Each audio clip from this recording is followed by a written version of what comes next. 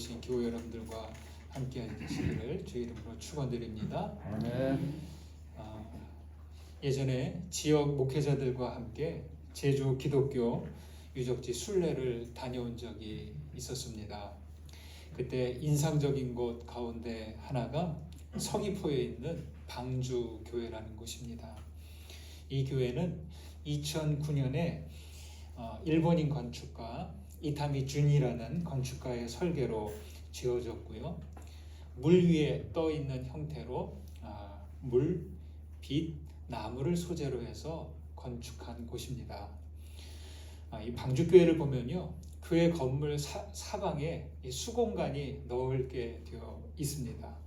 그래서 마치 물 위에 떠 있는 듯한 그런 느낌을 받습니다. 제주의 하늘과 땅을 그대로 품은 교회 모습이 정말 아름다웠습니다. 일행들과 함께 방문했기에 30분도 채 못 되어서 이동해야 할 때 많이 아쉬웠습니다.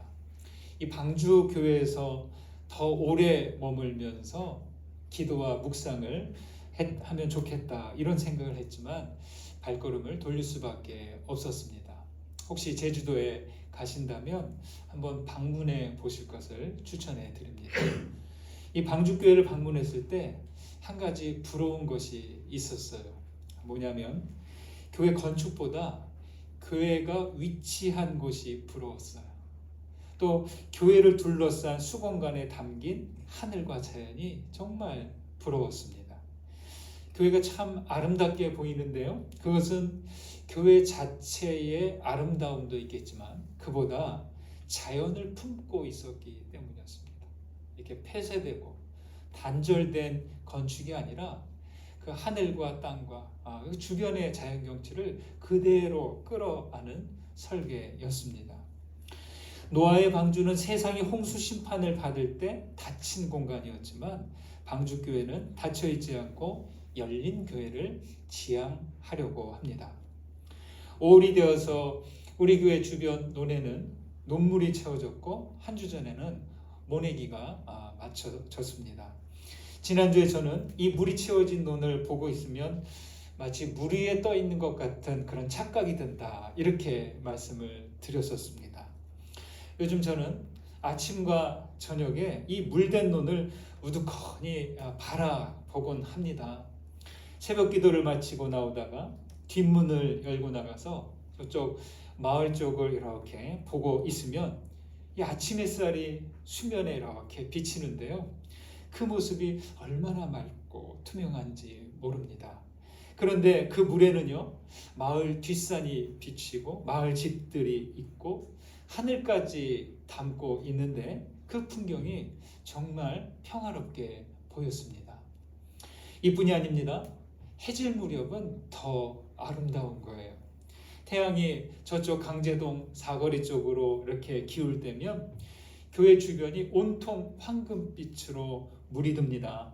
이 마당 옆 논에는 강제동의 높은 아파트들, 먼 산들, 그리고 붉게 물드는 하늘까지 그 안에 담겨지는 겁니다. 여러분 풍경이 좀 그려지시나요? 전혀 안 그려지시나요? 태양이 산 너머로 이렇게 지잖아요. 그런데 산 너머로 들어가지 않고 물속으로 풍덩 빠지듯이 들어갑니다. 수면에 비친 풍경이 얼마나 푸근하고 온화한지 이 거칠어진 마음까지 풀어지는 듯 했습니다. 그 앞에서 저의 마음이 열리고 거룩한 빛이 들어오고 제 안에서 거룩한 무언가가 이렇게 차오르는 듯한 그런 느낌을 받았습니다. 저도 모르게 성령의 임재 가운데 있는 듯 했습니다. 시편 29편의 말씀입니다. 여호와의 소리가 물 위에 있도다. 영광의 하나님이 우레소리를 내시니 여호와는 많은 물 위에 계시도다. 오늘 교동문에도 나온 말씀입니다. 이런 묵상을 하다 보니까 저는 조금 전 말씀드린 제주의 방주교회가 생각났던 것입니다. 이렇듯 우리 교회는 주변이 논으로 둘러싸여 있어서 이 잔잔한 물 위에 마을과 산과 하늘을 담고 있는 것을 보면서 저는 더 이상 제주도의 그 방주교회가 부럽지 않았습니다. 이 말씀을 드리려고 이야기한 겁니다. 여러분, 우리는 강저 시냇가에 있는 교회입니다. 하늘과 태양과 자연을 비추는 물처럼 교회는 빛과 진리를 비추고 생명이신 성령을 담는 곳입니다. 교회는 닫혀진 방주가 아닌 열린 방주여야 하고 고인물이 아닌 시냇물과 강물처럼 멈추지 않고 흐르는 곳이어야 합니다. 그러나 지금 체감되는 것은 갈수록 오늘날의 교회들은 닫힌 방주로만 있는 것 같은 생각이 듭니다. 여러분, 교회는 세상을 벗어나서 있지 않습니다. 교회는 세상 속에 교회이면서 세상에 물들지 않아야 합니다. 거룩하신 하나님을 비추고 진리와 생명을 담는 곳이어야 합니다. 우리 교회는 어떤 교회가 되면 좋을까요? 강저신의 교회는 이처럼 하늘을 담고 하늘을 비추는 그런 교회가 되기를 소망합니다. 이를 위해 함께 기도하고 주님의 몸된 교회가 함께 되어 가시기를 주님의 이름으로 축원드립니다. 요한복음 3장에는요, 니고데모가 예수님을 찾아오는 장면으로 시작합니다. 그는 바리새인이고 사내들인 공회원으로 유대인의 지도자입니다. 니고데모는 나중에 아리마대 요셉과 함께 예수님의 시신을 거두어 장사 지낸 사람이기도 합니다.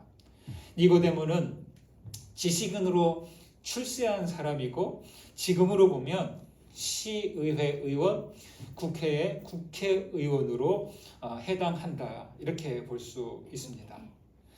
이런 사람이 어째서 밤에 예수님을 찾아왔을까요? 니고데모는 무언가 조언이나 가르침을 듣고자 온 것 같은데요. 문제는 예수님이었습니다. 예수님은 정식 이력이 없는 분이에요.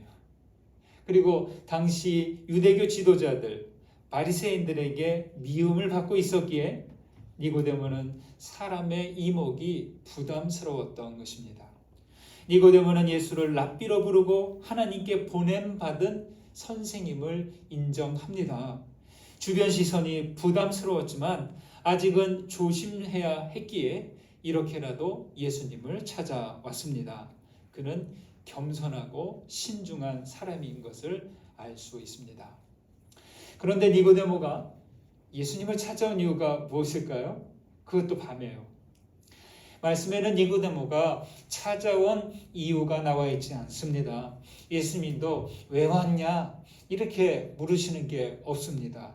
2절에서 인사를 대신하는 말을 듣고 주님은 이렇게 응답하십니다. 3절과 4절 보실까요? 함께 있습니다. 예수께서 대답하여 이르시되 진실로 진실로 내게 이르노니 사람이 거듭나지 아니하면 하나님의 나라를 볼 수 없느니라. 니고데모가 이르되 사람이 늙으면 어떻게 날 수 있사옵나이까? 두 번째 모태에 들어갔다가 날 수 있사옵나이까? 니고데모는 유대인의 지도자이죠. 지도자는 사람들을 이끌고 섬기고 돕는 역할입니다. 나라와 민족의 앞날을 늘 생각하죠. 니고데모가 진실한 지도자라면 아마 밤에 쉬지 못하고 지냈을 것 같습니다.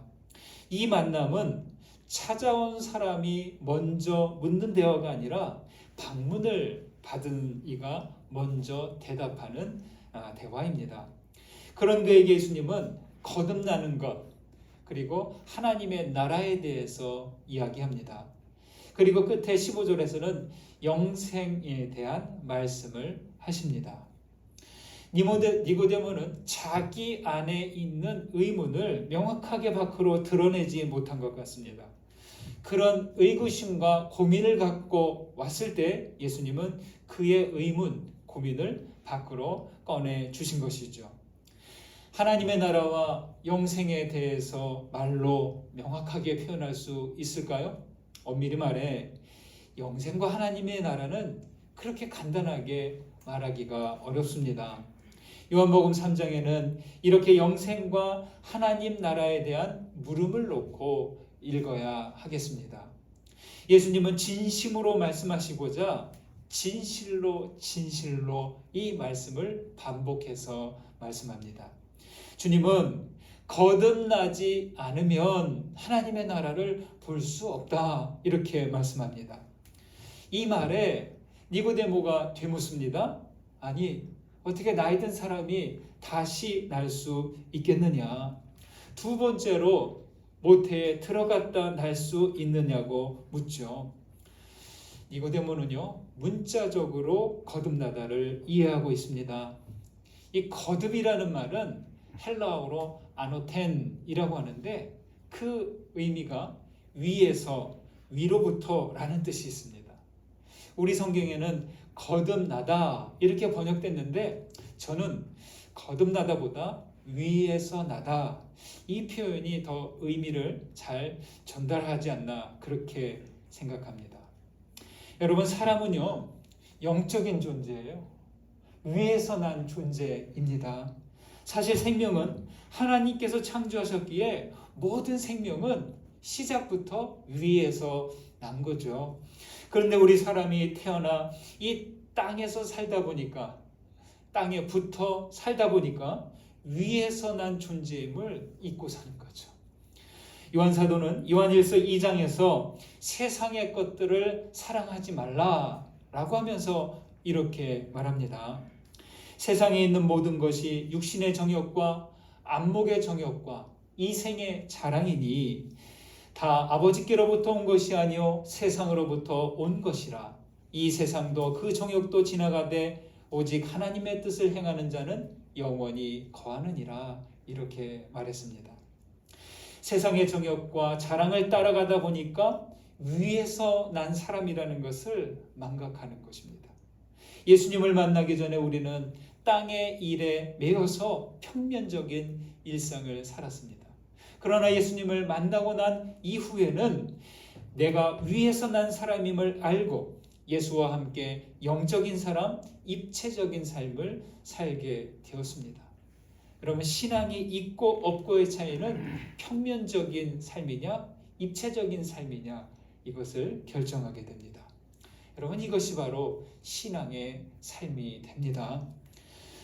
종종 자신이 거듭났는지 자신 없을 때가 있습니다. 여러분은 자신이 거듭났다고 생각하십니까? 여러분들은 거듭난 분들이십니까? 예, 세 분, 네 분만 말씀하시네요. 자신이 없으신 거예요. 여러분 예수를 그리스도로 믿으면 거듭나신 분들이 내가 알든 모르든 거듭난 이들입니다. 위에서 나면 위에서 난 사람으로 살면 됩니다. 그리스도인은 땅에 살지만 위에서 난 사람으로 사는 겁니다. 어떻게 삽니까? 하나님의 뜻을 행하며 사는 거죠.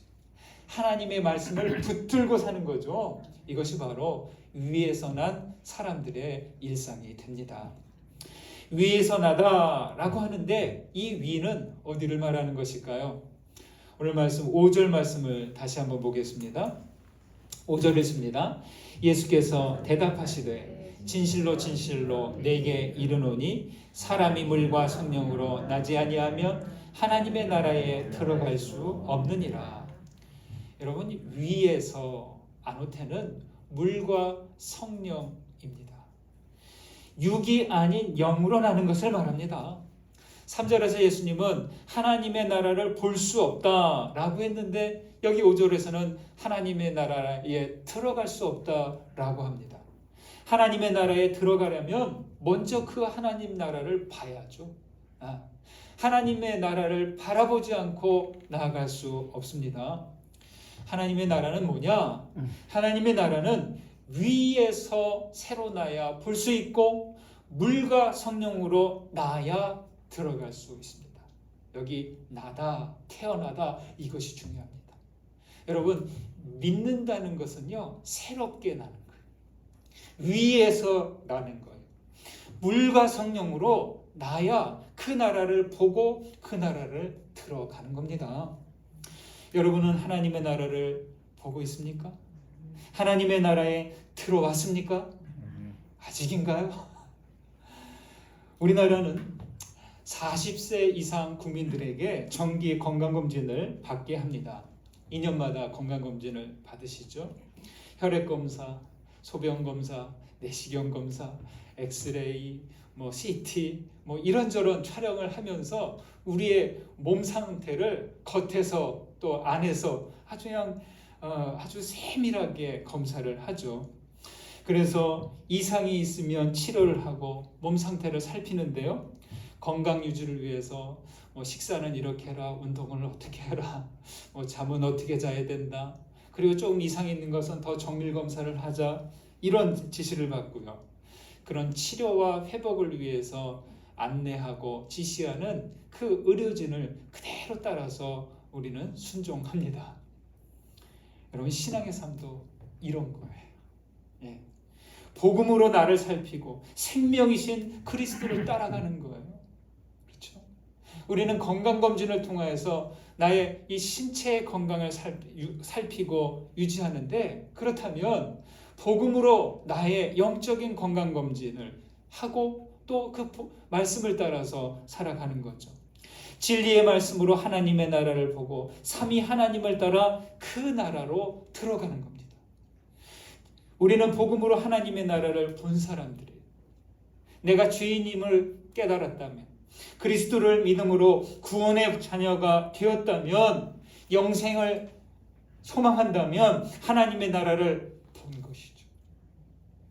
그리스도를 믿음으로 말씀에 순종하고 은혜와 사랑으로 산다면, 용서하고 섬기고 나누고 정직하게 의를 따라 살면 하나님의 나라를 살고 있는 겁니다. 여러분, 하나님의 나라의 삶을 죽음 이후로 미루지 않아야 된다고 말씀드렸습니다. 예수를 믿음으로 우리는 이미 하나님의 나라에 들어온 거예요. 예수를 믿음으로 순종한다면 이미 하나님의 나라를 살고 있는 겁니다. 하나님의 나라를 온전하게 살기 위해서 필요한 것이 바로 물과 성령입니다. 주님은 그래서 물과 성령으로 나지 아니하면 하나님의 나라에 들어갈 수 없다, 이렇게 말했습니다.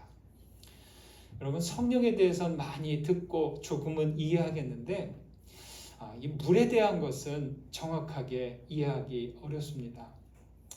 구름이 하늘에 떠다니다가 모이면 비가 되어 내리죠.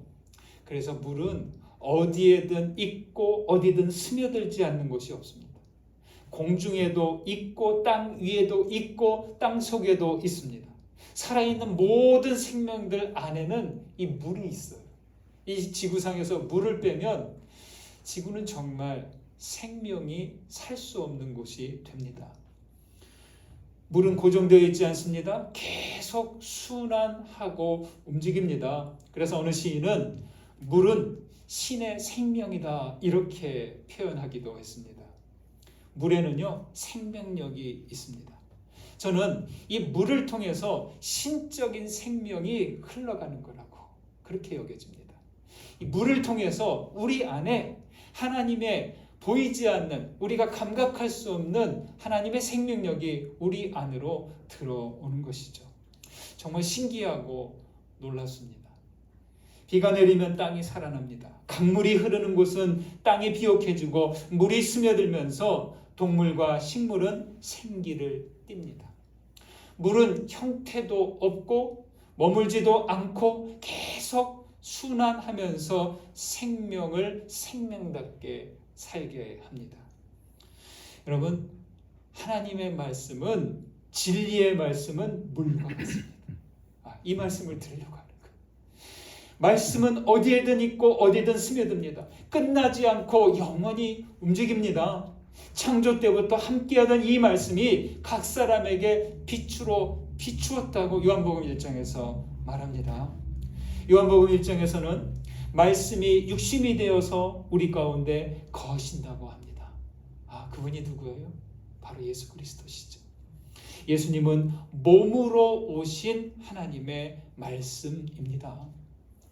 땅이 물을 받아들여야 비옥해지죠. 나무들은 이 물을 빨아들이고 그 곳곳으로 스며들어야 생명들이 삽니다. 그처럼 진리의 말씀이 우리 안으로 스며들게 해야 돼요. 여러분, 그래서 말씀을 읽어야 됩니다. 그래서 말씀을 묵상하고 내 안으로 끌어들여야 하는 것입니다. 예수님을 영접한다는 말을 무슨 이야기입니까? 그리스도를 내 안으로 모신다는 것, 내 마음에 계시게 하는 것, 주님의 말씀을 내 마음으로 품는다는 이야기죠. 그래야 위에서 나는 거죠. 이 말씀 없이 우리가 어떻게 위에서 나는 사람이 되겠습니까? 그렇다고 물만 있으면 됩니까? 물이 스며든 곳에 물을 빨아들인 생명에게 빛이 비칠 때 비로소 힘이 생기는 것이죠. 빛이 비치면서 가지잎들이 자라고 꽃이 피고 씨앗 열매가 자랍니다. 물이 없는 상태에서 햇빛이 비치면 어떻게 돼요? 식물들은 말라 죽는 거죠. 물이 진리의 말씀이라면 이 빛은 성령입니다. 물과 빛이 생명을 살리듯이 말씀과 성령이 우리를 살리는 거죠. 물과 성령으로 나다라고 할 때 보통 물 세례, 성령 세례 이렇게 구분합니다. 그렇게 보아도 됩니다. 하지만 저는 물과 성령으로 나는 것은 분리되는 것이 아니라 하나가 둘로 드러나는 것, 연속으로 이어지는 과정이 바로 이것이죠.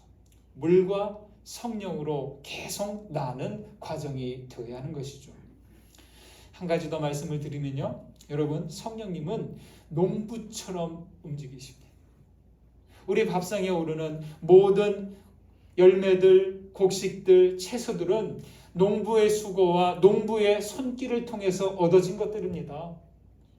그래서 한 그릇의 밥에는 하늘이 있고 땅이 있고 사람의 수고가 있어야 된다고 제가 말씀을 드렸습니다.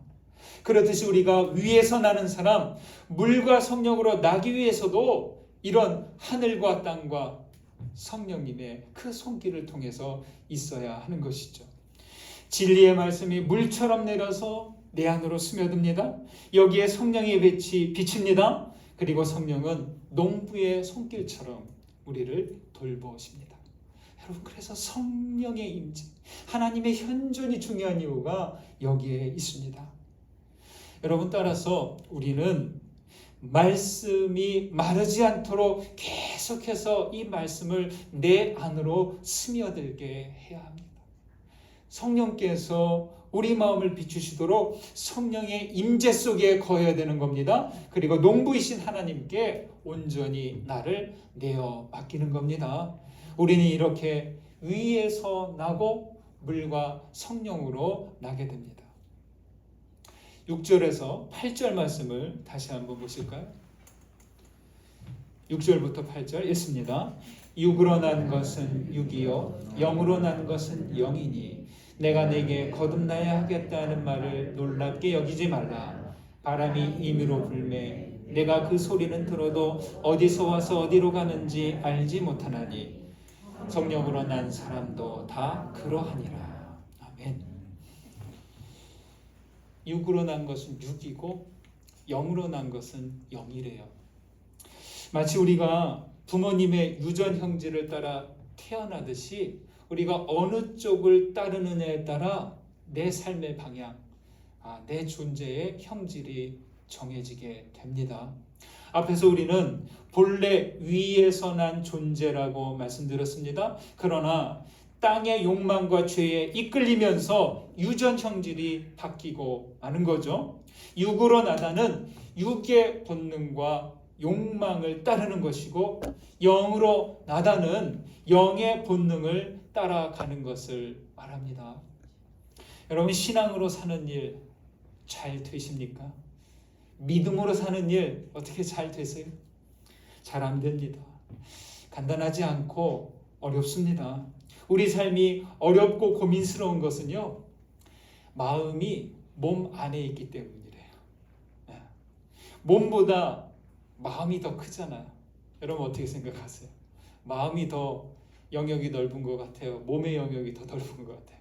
당연히 마음이 넓죠.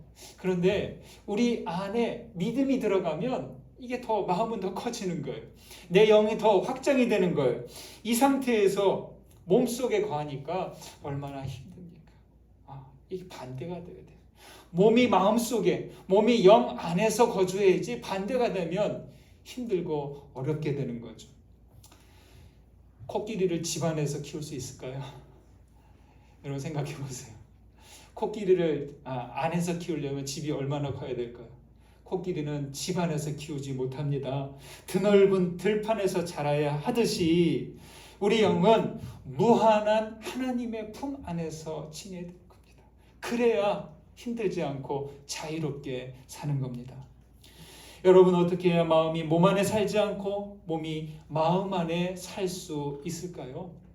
로마서 8장의 말씀입니다.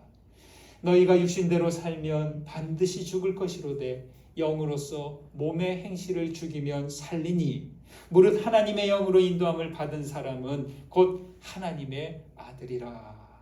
이렇게 말씀했습니다.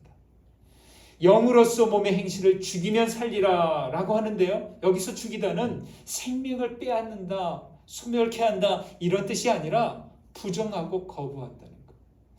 육신이 나를 이끌 때 아니야 하고 거절할 수 있어야 돼. 부인할 수 있어야 되는 거예요. 영이 나를 이끌고 갈 때 네 하고 순종할 수 있어야 된다는 것이죠. 진리의 말씀으로 이 몸의 욕망을 부정하는 겁니다. 말씀을 따르는 사람이 하나님의 영으로 인도함을 받는 거예요. 이 말씀 없이 내가 영의 사람이 되지 못합니다. 이 말씀 없이 성령을 따라가지 못합니다.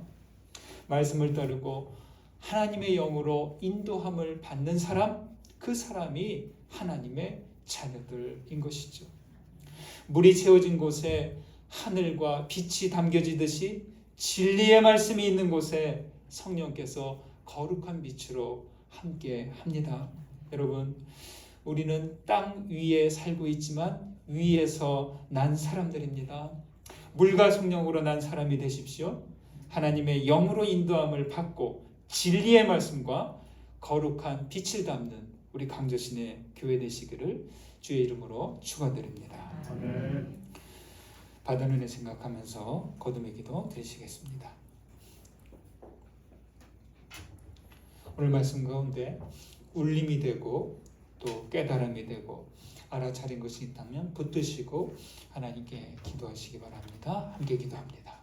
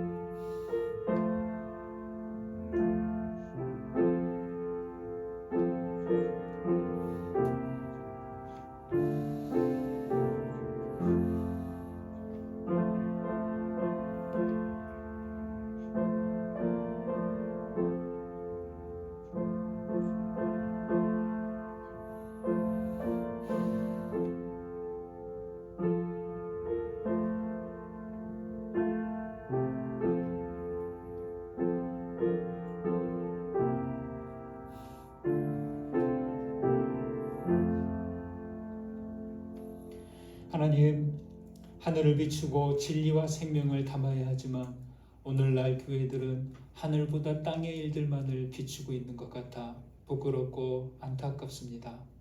주님, 교회를 통해 하나님의 나라를 볼 수 있게 되기를 원하오니 우리를 깨우시고 매일 새롭게 하여 주옵소서. 진리의 말씀을 받아들일 때 주님의 거룩한 빛을 비추셔서 하나님의 나라를 살도록 하옵소서. 육신과 안목의 정욕들, 이생의 자랑들을 붙잡지 않고 오직 주의 뜻을 행하여 영원히 거하게 하옵소서. 우리 강저신의 교회 주님의 모든 자녀들을 물과 성령으로 난 자녀들로 살아가게 하옵소서. 예수 그리스도의 이름으로 기도드립니다. 아멘.